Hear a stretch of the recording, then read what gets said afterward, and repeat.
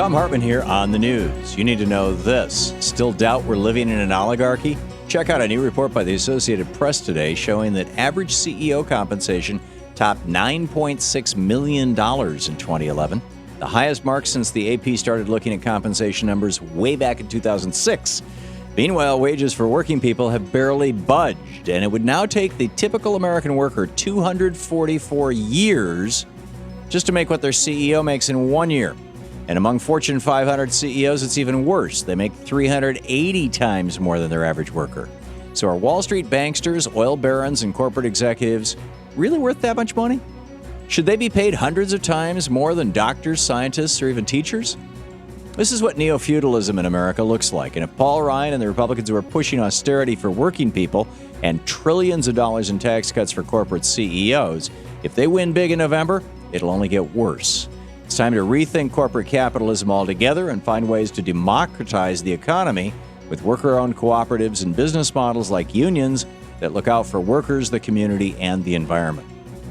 Republicans in the Senate once again screwed students. On Thursday, legislation to prevent the student loan interest rate from doubling in July was supported by a majority of senators. Unfortunately, that wasn't enough to overcome another Republican filibuster, so it failed. Republicans in the House have passed their own legislation to prevent the student loan interest rate from doubling, but they pay for it by cutting preventative care programs that give women cancer screenings and give children vaccinations. Democrats in the Senate have proposed paying for it by closing a corporate tax loophole so that rich lobbyists will have to start paying payroll taxes like the rest of us. Here we have two competing visions for America. Republicans say we should take from mothers and children to keep student loan rates low, while Democrats say we should ask millionaires and billionaires and lobbyists to pay their fair share in taxes to keep students in school. Sadly, the side Republicans have chosen is decidedly not with the American people.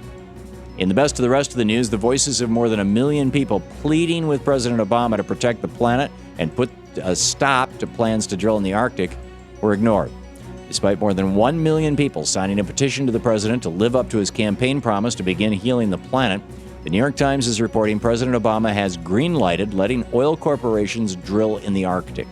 As Michael Brune, the executive director of the Sierra Club, said in a statement, "We never would have expected a Democratic president, let alone one seeking to be transformative, open up the Arctic Ocean for drilling."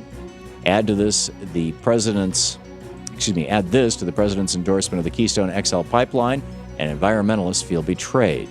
On the other hand, the president may not have had much of a choice. In this post-Citizens United era, it only takes one oil baron to decide he wants to take out the president and drop $500 million in negative ads into the 2012 election to end his presidency. While the president promised to heal the planet, it'll be impossible to do so until we get big oil's money out of our politics. Corruption of our democracy is now causing the destruction of our planet.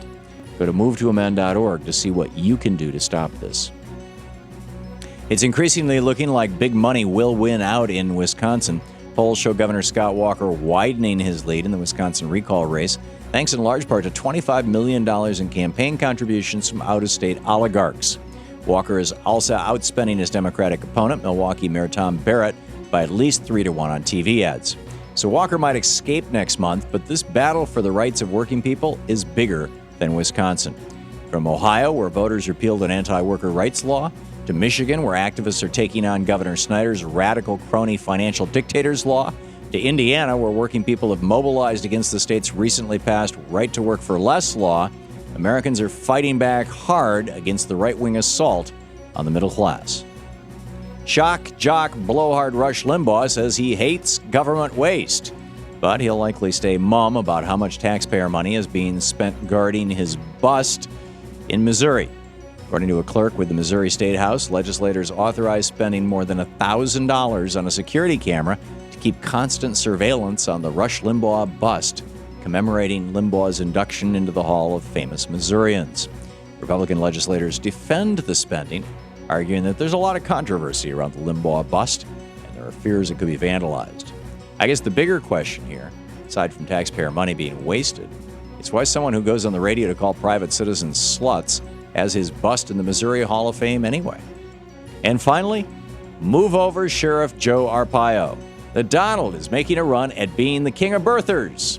In an interview with the Daily Beast, reality TV star Donald Trump once again claimed President Obama was born in Kenya. Earlier this week, the state of Hawaii once again released more documents proving President Obama was born in that state.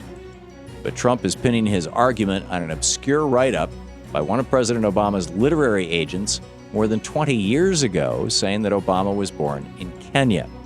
Trump is a shrewd PR artist and knows exactly what he's doing. Today, a majority of registered Republicans believe the president is not a U.S. citizen, and Trump is more than happy to play on these wackos. So will Mitt Romney, who's best buds with Donald, disavow the crazy talk? Or will he pander to it in a desperate bid to win the White House? Time will tell.